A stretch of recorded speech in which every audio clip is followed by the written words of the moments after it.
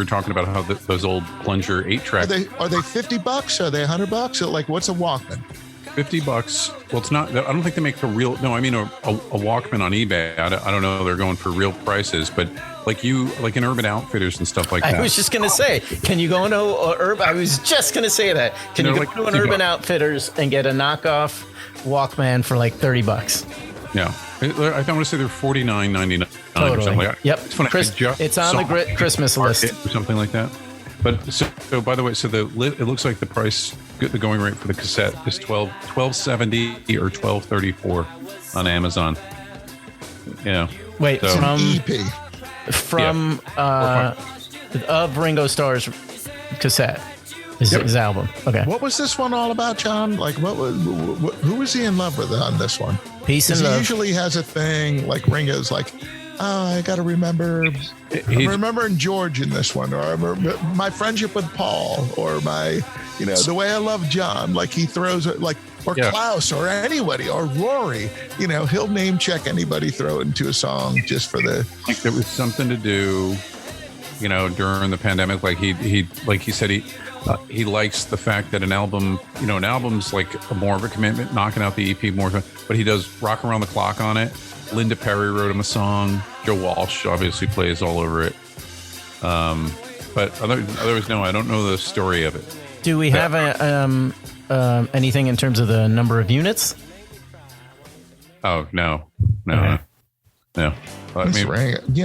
So how is it? Did you watch the Kimmel thing? I didn't see it yet. I certainly will. Yeah, I watched. How was it? It was good. Like Kimmel, it's like everyone just gushes.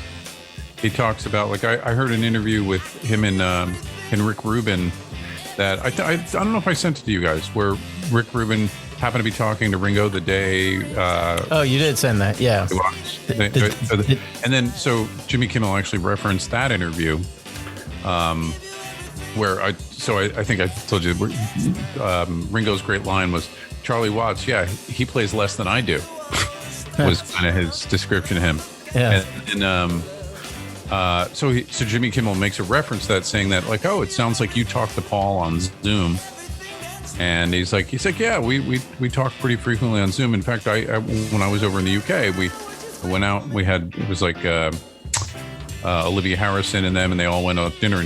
And Jimmy's just like, oh my God, did everyone just go ape shit? And he's like, no, we have masks on. So, it was like great walking around with masks on. We actually can go everywhere now. It's less of a hassle. He's like, but you go to eat and you take your mask off, and then everyone's like, oh my gosh. Did he talk about Charlie Watts at all? No. Okay. Not this one. On the Rick Rubin one, he talks about like what a great guy he was. And okay. I didn't know if he was like friends with them or would say a few words about. But I don't. It doesn't sound like. It's funny. A lot of these. I think that everyone was on the road, right? So you didn't. Mm-hmm. So, but the Rick Rubin one was a little more. It was obviously heavier than the Jimmy Kimmel one. The Jimmy Kimmel one is just sort of like, oh my God, you're a Beatle. My daughter, my 7-year-old daughter is excited about you. My and my uncle, my brother, like everyone's so excited. He's like, it's amazing how the Beatles. Everyone discovers the Beatles over and Ringo just goes, yeah, because the music was great. They didn't drop the beat down in there, and that didn't come up in the conversation at all. It was actually the other thing. I forget who he talks about. He talks about he wrote a song with somebody on this thing, but he didn't tell the person's name. He's like, one of the songs I wrote with somebody on this album, blah blah blah. And he talks a little, and you're like, come on, Ringo, tell the guy co-wrote. Like, you can't mention his name. Like, you just in passing, like, I just thought that was a little. Give the guy credit. He did make a good joke about like how he has a studio in his guest house, and he doesn't even know how to turn it on. Like, I want that job. I want to be the guy that turns his studio on. So I mentioned that I did some research following last week's chat, and it goes back to the Everly Brothers and Wake Up Little Susie and Lend Me Your Comb. So it turns out I followed the thread here, and Wake Up Little Susie is just one of like a number of hits by this writing team, this husband and wife, Felix and Boudeleau Bryant. They wrote a ton of hits, and you know, Bye Bye Love, Wake Up Little Susie, All I Have to Do Is Dream. It goes on down to even Love Hurts, which I had to be reminded that that was a cover of an Everly Brothers song for Nazareth. But this Everly Brothers, then Roy Orbison, then Nazareth. Oh, nice. So, you know, like my original thing was that a bunch of, you know, these two songs were written by similar people, Brill Building, but no, this couple was you know, hit writers in the Nashville music scene. And then, you know, from what we were talking about last week, Lend Me Your Comb is not written by them, but is written by a couple of other guys. So I'm thinking that, you know, these guys must know each other. Maybe they're playing the song first, or in a, you know, to a group of people, or just, hey, here's a song I've been working on, or that song gets passed around, you know, so that, you know, maybe there was some commonality there, or, you know, as writers tend to do, you're talking to other writers and you're like, yeah, I've been working on this one. Here's a bit of it. Maybe that's how that idea spreads, or, you know, gets picked up. I just think you have success and people go, oh, I'm going to write something like that. Like, yeah. You know, but I mean that, like, and you know, you brought out that those two songs were recorded almost very similarly or released, you know, like a couple of months apart.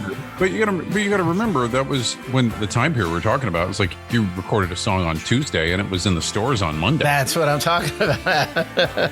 And it was a hit by Monday. The following week. At least they printed up enough copies that radio stations were playing it. Then it took them another 2 weeks to get enough in stores for people to buy. You know, but yeah. You know. Yeah, and so, you know, following this thread with this couple here, a little envelope of cash in the back of the sleeve, you know, right? Boom, yeah, get yourself a hit. A little, yeah, exactly. It's to gotta grease some palms there, you know, and then finding out about this. There's other parts of the anatomy that were getting greased, and just the number of hits that these people wrote, and finding out about them and their story, because.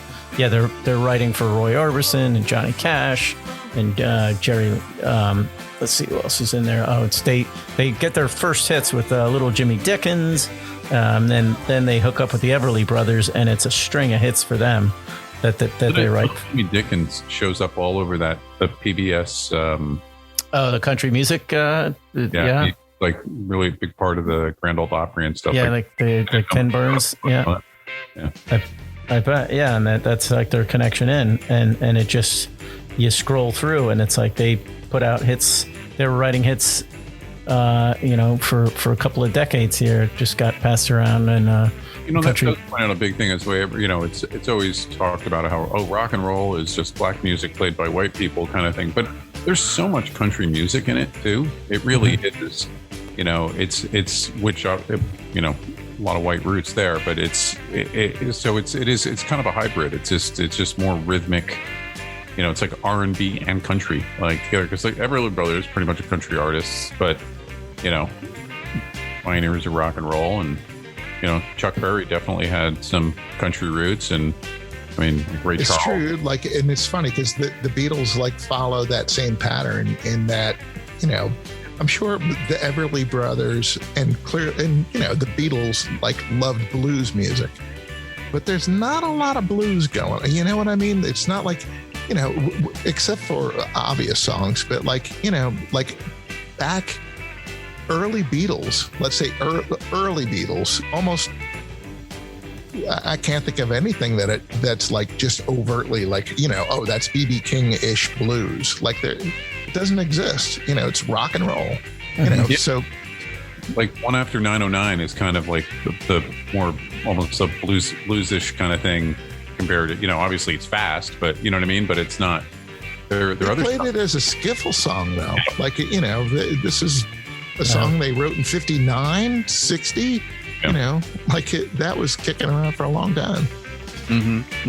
Yeah. I mean, and obviously all of it has so much of that, Paul's like traditional, but all of them new, the BBC hits and the songs that you sang around the piano at your, drunken relatives parties and stuff like that. They're all like that. That's such a huge piece of. Who sings "Lend Me Your Comb"? Like it's part of their Hamburg, act. Who sings "Lend Me Your Comb"? Isn't it? I don't think it was just a Rory? BBC song.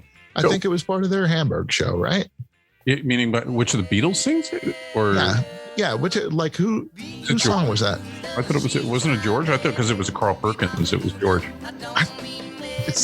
It should be, right? That's what I was thinking too. I was like, let me see what I can come up with here.